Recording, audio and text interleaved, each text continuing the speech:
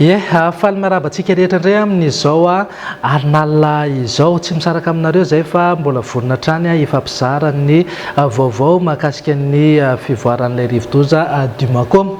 Amin'izao fotoana iresantsika izao amin'ny 1:12 alina izao dia any amin'ny district n'Andilamena, izany hoe efa manakaiky hiditra ao amin'ny district Tsaratanàna no misy ny foiben'ilay rivodoza Dumaco.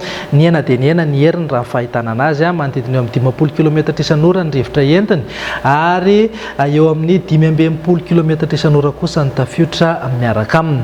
Mizotra manao ny diany miakandrefana trany izy amin'ny hafainganam-pandeha 720 km isan'ora. Raha ny sary azo avy amin'izana bolana farany ihany koa dia efa miamiena ihany koa ny rotsakorana miaraka aminy ary raha ny vinavina moa mizotrana izy dia eo amin'ny district n'Andilamena izy andalam-pidirana ho any amin'ny district Tsaratanàna izotra miakandrefana hatrany tombanana ivoaka any an-dranomasina any amin'ny alakan-drano Mozambika, izany hoe any amin'ny morontsiraka ny Fariboeny Rampitso atoandro any. Mitantsika ihany moa ny mora sy ny fotoana mety ivoahan'izay fa ny azo antoka aloha dia ivoaka ny ranomasina ho amin'ny Rampitso izy ary tsy atahorana ny mety hoe mbola hiverenany na hoe anakorotana ny toetry ny androntsika fa na izany na tsy izany aza ny sisan-drahona miaraka aminy no mety mbola hisy tavelaka manome rotsakorana any amin'ny faritra avaratra andrefaniny.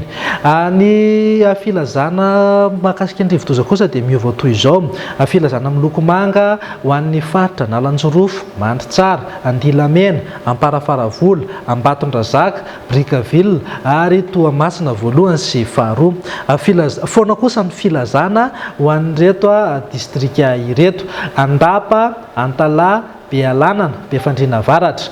Ny mpampiasa ny ranomasina amin'ny morontsiraka manomboka eo amin'ny Brickaville ka hatrany Antalahy dia iangaviana mbola tsy handrika aloha raha amin'ny Rampitso satria mety mbola hery ny ranomasina. Izay ny amin'iny fa indro ary omenanao atao anaty fitinina aminao zany ny mety ho toetry ny androntsika atao anatin'ny 3 andro manaraka. Amin'ny ankapobeny aloha Rampitso saika mitoetra ny oram-baratra any amin'ny faritra avaratra andrefana.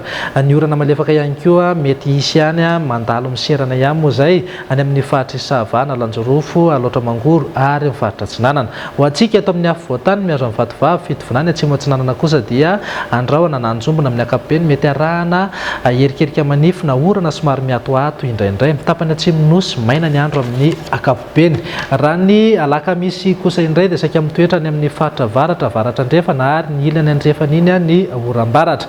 Somary andrahoana kosa ho antsika eto amin'ny afovoantany kely any herintsika mety isina tandrifindrahona. Morontsiraka Atsinanana sy morontsiraka atsimo ho maina ny andro amin'ny ankapobeny. Raha ny zoma dia saika miamaina ny ankamaroan'ny faritra maro manerana ny nosy na izany na tsy izany tsy laozan'ny tandrifindrahona any amin'ny tendrony avaratra sy aty amin'ny morontsiraka Melaky sy Miandovazo ny orana tandrifindrahona zany amin'ireo toeran'ireo no mety hitoetra. Izay no vinan'ny toetry ny androntsika. Izay ihany koa ny vaovao mahakasika ny Dumaco amin'izao alina izao. Manome fotoananao indray zahay Rampitso maraina. Veloma tompoko.